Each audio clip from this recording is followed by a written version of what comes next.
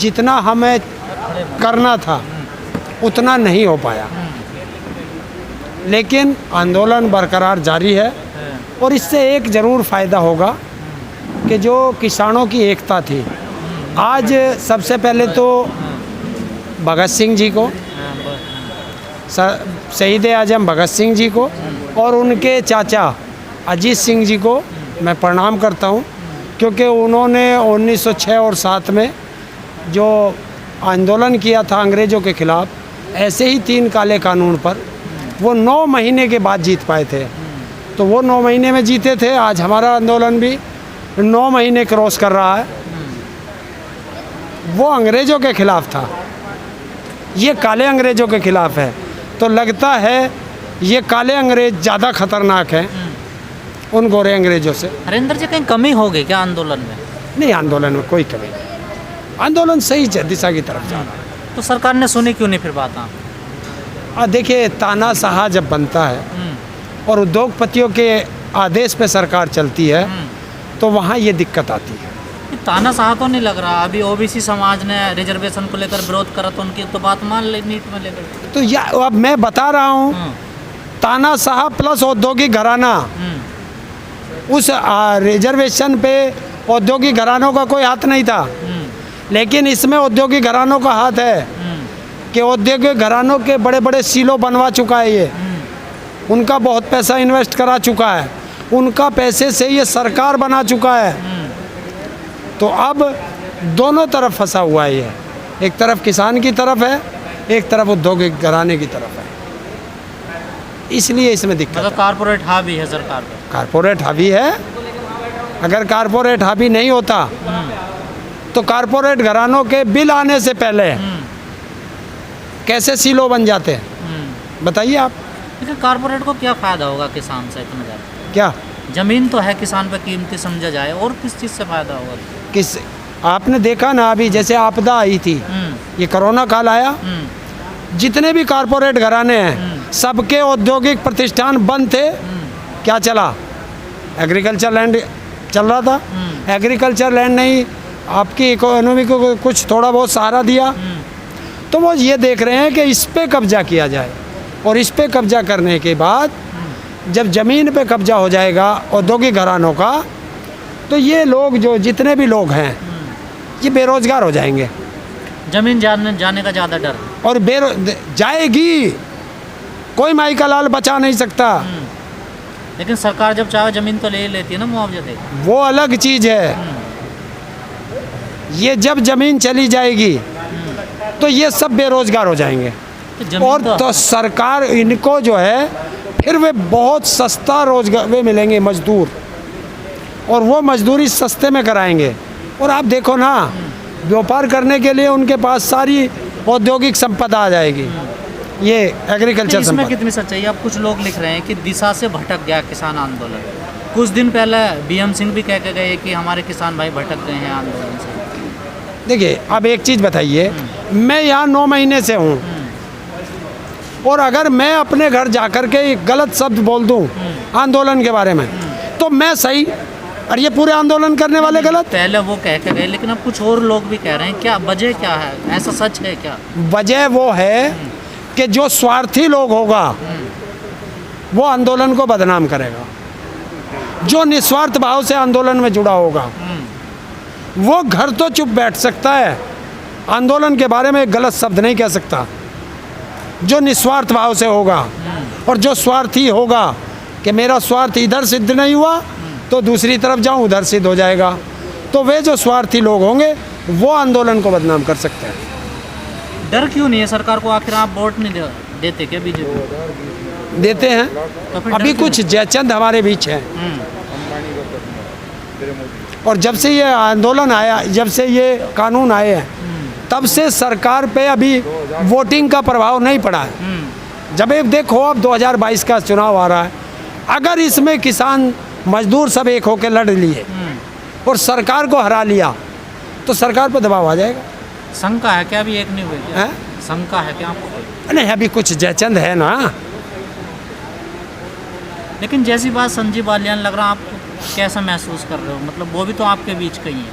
क्या संजीव बालियान जैसी देखिए, जब मैं कच्छा पहन लूँगा आरएसएस का, फिर हमारे बीच का नहीं रहने का। अगर हमारे बीच का था तो बताइए, संसद में एक शब्द भी बोला? बताओ कोई सा सांसद? 136 नहीं, सांसद। बोलने के वो तो आपका विरोध कर रहे हैं, बोलने के हाँ, बाद तो करो। क्या है फिर? हमारे बीच का कहाँ रह गया? कह रहे हैं कमजोर ना समझे हमें। किसे? हमारे अंदर भी वही खून है जो तुम्हारे अंदर है। कौन बोल रहा है? संजीव तो बालियान। जयचंद कौन था? जयचंद कौन था?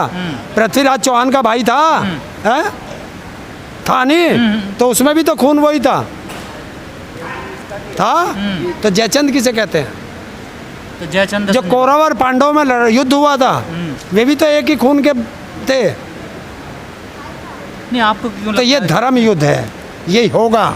ये धर्म युद्ध है और धर्म युद्ध होगा। आपको चले। नहीं लगता कि पश्चिमी उत्तर प्रदेश दो बांटों में बढ़ता जा रहा? नहीं, अगर 2-4 जयचंद पैदा हो जाएंगे तो बट जाएगा? नहीं बटेगा। ये ध्यान रखना। कोई फर्क नहीं पड़ेगा। नहीं पड़ेगा।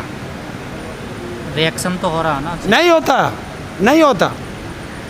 अगर देखिए, ये हम लोगों को मुट्ठी भर बताते हैं कि मुट्ठी भर किसान है, तो फिर ये मुट्ठी भरों से इतने क्यों डर रहे हैं? और ये मुट्ठी भर किसान 5 तारीख को मुजफ्फरनगर में दिखाएंगे कि इनके पास कितनी बड़ी चादर है। मुट्ठी तो छोड़ो, ये अपनी चादर में संभाले ना मुजफ्फरनगर को। तो शक्ति प्रदर्शन है या कोई योजना बनाई जाएगी? नहीं, योजना मैं तो बता रहा हूँ। महापंचायत है और महापंचायत में सब आएंगे, क्योंकि महापंचायत है उसकी संयुक्त किसान मोर्चा की, और उसमें बड़ा ऐलान है।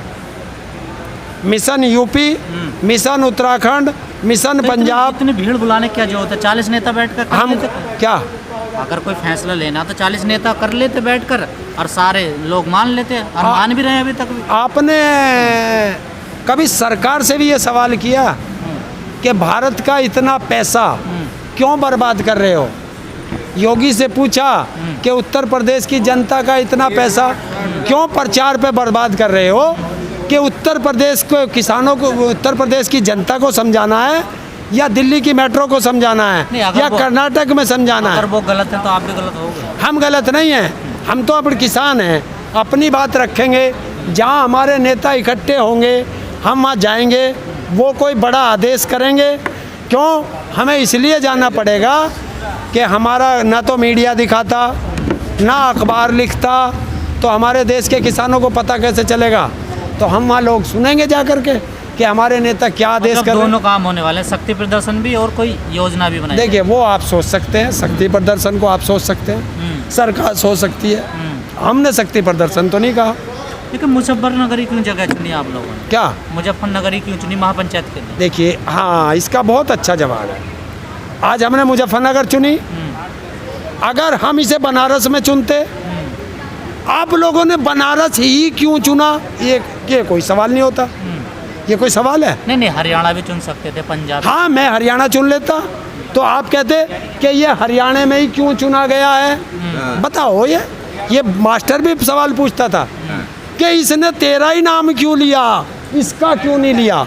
होती थी ना स्कूल में। राजधानी के आसपास कहीं जगह होती तो लोगों को आने जाने में भी आसानी होती ना। क्या राजधानी कौन सी? देखिए, हमें कहा है, ट्रेन चल नहीं रही, ना हमने ट्रेन बुक कर रखी, ना हमने बसें बुक कर रखी, हमारे पास तो ट्रैक्टर है।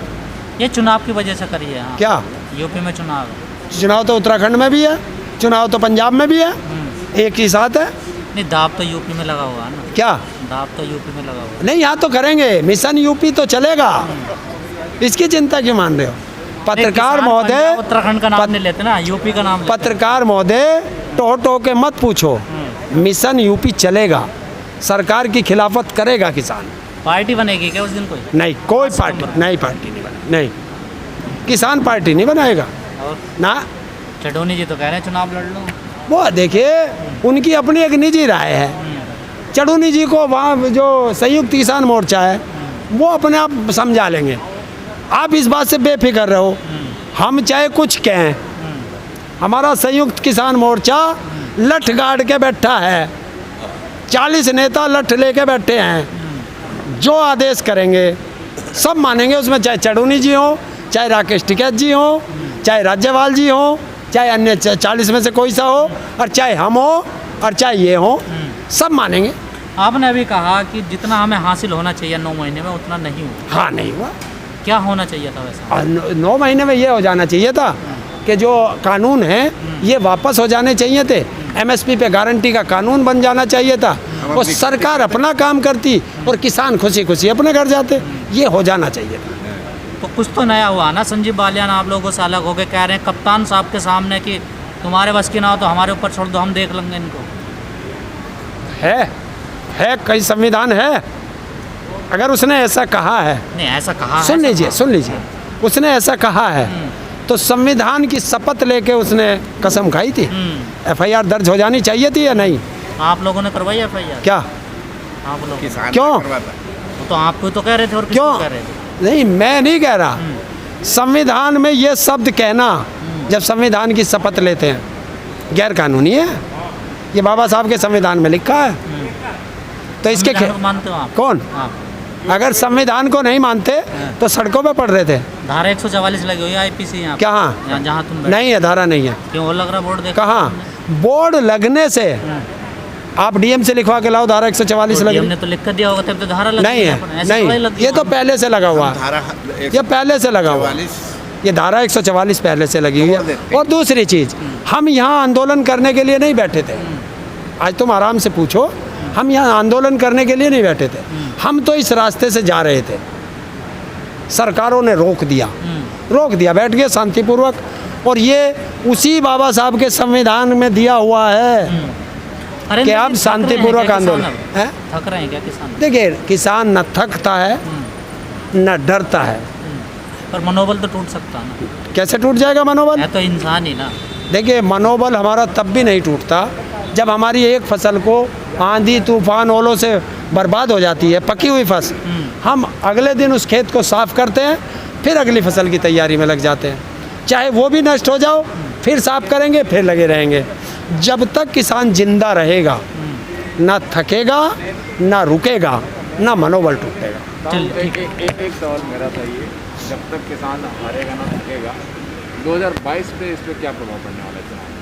उत्तर प्रदेश में चुनाव है, 2022 के चुनाव में सरकार का विरोध करेगा किसान मजदूर सब मिलकर। तब तक टिके रहेंगे आप लोग? हम टिकेंगे तब तक जब तक हमारे कानून वापस एमएसपी पे गारंटी का कानून नहीं बनेगा, और जो अन्य मुद्दों के लिए कमेटियां नहीं बनेंगी, तब तक किसान यहीं टिकेगा, बॉर्डरों पे रहेगा, आंदोलन करेगा, और जगह भी करेगा।